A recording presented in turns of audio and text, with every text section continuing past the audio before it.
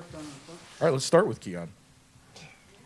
What was that like? That was crazy, man. I was excited for him. As soon as he got it, I knew he was going to the basket with it. I seen that open. I really thought he was going to dunk it, but to him to finish it off, and be excited about it was always good. More about your game. There was a point where Coach pulled you in there. I think it was towards the end of that first half, maybe, and you had kind of played a bunch of minutes. What did he say or do in that moment? He just told me he needed more. He challenged me at halftime, and I took it upon like the team I wanted to win.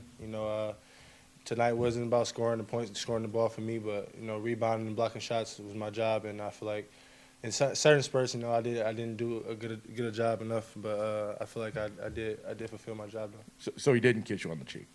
Oh, you talking about when I dove on the ground? Yeah, he did. He kissed me on the cheek. Yeah, he did. It wasn't a kiss. He tried to kind of put my face to his face though. But it was a wonderful moment though. It seems like Coach is always challenging you, always wanting more. I mean, obviously he wants that out of the players, but it seems like it comes out with you a lot. Mm-hmm. How do you deal with that, and how do you use that as fuel to keep going and not, on the other hand, let it get you down? Just from a coach like him, when he's harping on like you can do more and stuff. That mean that he knows that I have more to give for this team, and with the energy and effort that we showed in the second half, all paid off, and he does a good job of getting us riled up and making us take on challenges and challenging us at halftime and stuff like that. So he's a really good coach, and he's been in his job for a long time for a reason. So it'd be doing me bad if I didn't listen to him.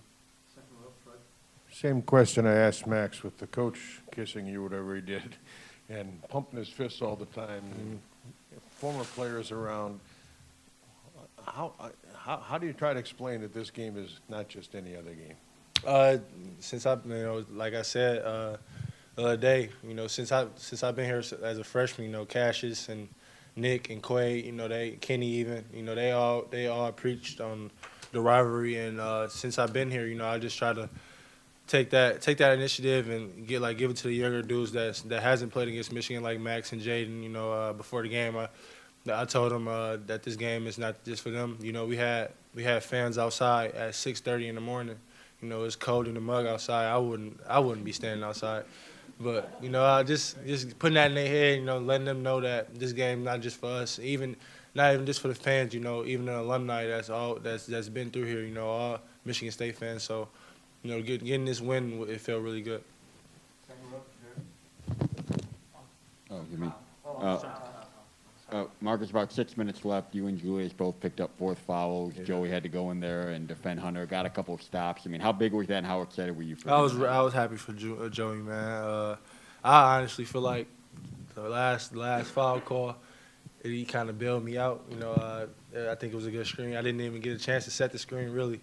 I just, he ended up calling the call, and at the end of the day, you just gotta deal with it. But Joey he stepped up, big, guarding Hunter. I think he stopped him a couple times. But for somebody like Joey, it's always good when you see Joey bringing energy and bringing an effort on the defensive side and taking initiative on guarding a bigger dude. But Joey played a hell of a game tonight, and I'm really happy for him. Marcus, I just was curious, when was the last time you have heard Breslin Center like that, and how was the energy in the building? How was that uplifting for the team today? Man, it was crazy. I feel like anytime we made a big play, the crowd was there for us, and I think it kind of messed with them a little bit. But the end zone was crazy tonight. Even the fans all the way at the top. You could see them up there going crazy. I glanced up there a couple times and seen them going crazy, but. The fans were crazy tonight, and we appreciate it. Marcus, what stands out to you the most about AJ's game with his double-double and just what he gave you guys? Oh man, I seen it from the jump when he got the first layup. I knew he was on. But just some of the passes that he made. Him listening to coach. They had a really long meeting after the Illinois game. I think they met for like 3-4 hours after our meeting. So, him listening and growing and then coming out and performing, is always good for our team. And I think for him, he took a big step forward. And then the upcoming game. So, we're on the road right now. We want to keep going.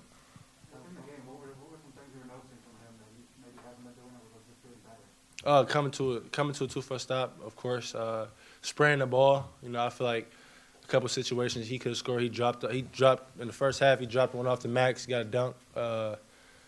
Threw one from half court to Joey, wide open. But it's always exciting to see your teammates, glow up from any challenge that they've been presented. But I'm really happy for AJ. He played a hell of a game too. You obviously have to try and contain this type of momentum and take it back on the road, I guess. How do you do that? And you guys have talked this week that this, you felt like this might be the only time you play Michigan. Do you want to play that other game? Yeah, for sure. We always want to play Michigan, man. As a senior, if we get another chance to play them, I'm looking forward to it always, just because, it could be my last. This game could be my last time playing them. So, just to have them bragging rights, and be able to tell my family I did such and such against this team down the road. Is always good for me as a person. But I think as a team, we're really looking forward. If we do play them again, we're gonna be looking forward to it. Two more from Mark, and we'll start with Colton on the left. Seems like Max is being more involved offensively, defensively. He's playing a lot of minutes too. Where do you think he's at in his development right now? Towards the end of January. Oh man, he's only the sky's the limit for Max, man. He's playing really good.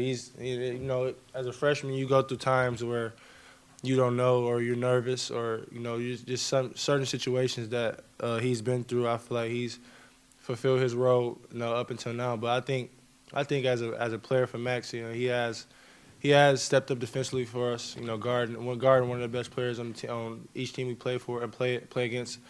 And then he's getting his groove back. Today in the first half, I feel like he had it going.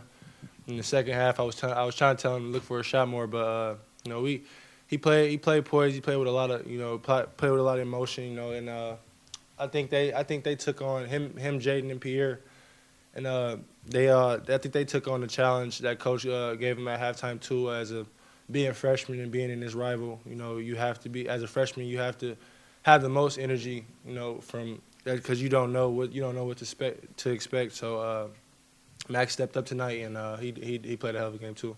Go Fred, and then I was just going there. You were up 4 at the half, but Izzo said if walls could talk, and I guess Mike Garland was fairly animated. Yeah. What was halftime like? Crazy, man. They came in there throwing stuff, came in there yelling. I actually missed the part when OG started yelling because I was in the bathroom, but I heard it. But no, it was because before the game they showed us, and for the people that didn't know what the rivalry was about, a video about just like the past couple years, and like even recent games from when Cassius was here, and even last year. But they got us riled up, and the second half, they thought we were getting outworked, as OG was saying, but they challenged us at halftime, and we took it upon initiative to go out and get it done for them.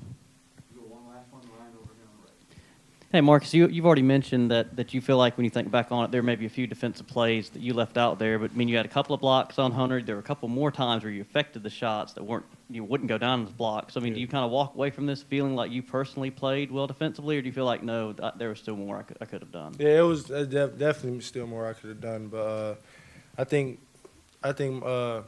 we came out with the win, and I think in the second half I picked it up a lot. Even Jew, from help with Jew, and even Marty, he got a couple minutes in, but I think I'm mostly happy about the win tonight. This, like I said, this could be my last time playing them, so I just wanted to come out and win. Thanks, everybody. Yeah, thank you.